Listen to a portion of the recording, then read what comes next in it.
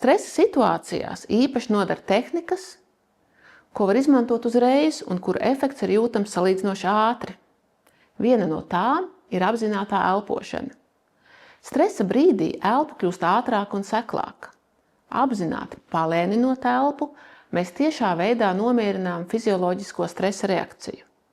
Aicinu pamēģināt kopā ar mani. Ieelpojam caur degunu, it kā justu zieda smaržu, un izelpojam caur muti, it kā lēnām nopūšot sveces liesmu.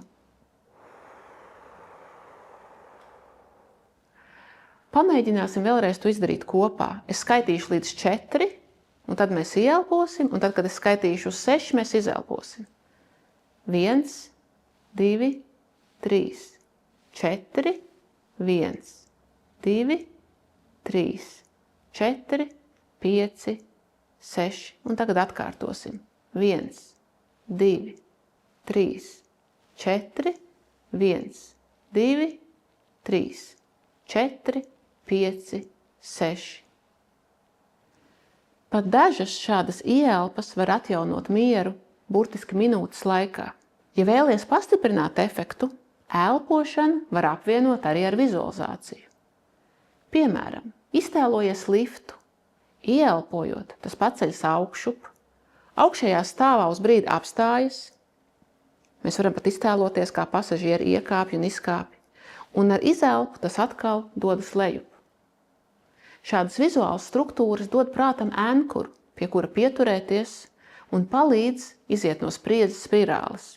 Tāpat palīdzoši var būt arī iztēloties un vizualizēt sevi vietā, kur jūties droši.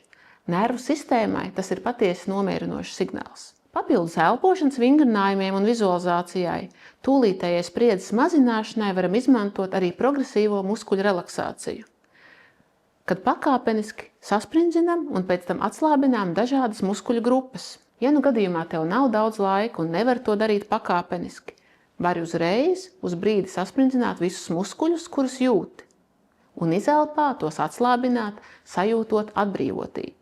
Aicinu izmēģināt to kopā ar mani. Sasprindzini pirkstus dūrēs, sajūti, kā saspringst kājas, mugura, pleci, un visbeidzot sasprindzini arī žokli un sejas muskuļus. Brīdi sajūt sasprindzinājumu.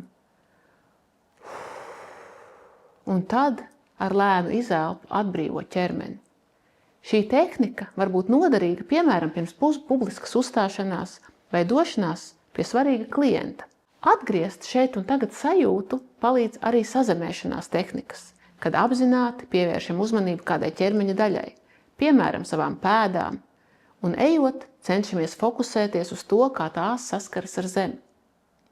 Ja spriedze ir tik liela, ka izraisa paniku, mēs varam uzmanības fokusu pārnest no domām uz savām maņām. Pamēģināsim to izdarīt kopā.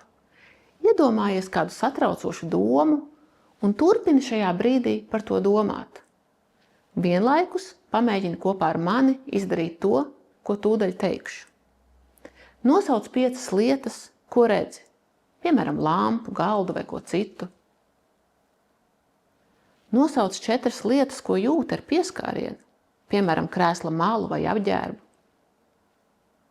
Nosauc 3 lietas, ko dzirdi, piemēram, ventilātoru, savu elpu. Nosauc 2 lietas, ko jūti rožu, piemēram, kafijas smaržu vai telpas aromātu.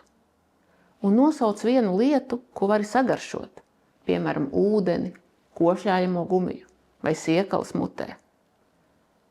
Atceries, mēs nespējam domāt 2 domas vienlaikus. Varam to darīt pamīšus, taču, ja visu uzmanību fokusējam uz savu elpošanu, ķermeņa sajūtām vai maņām, uzmācīgās domas kļūst mazāk intensīvas.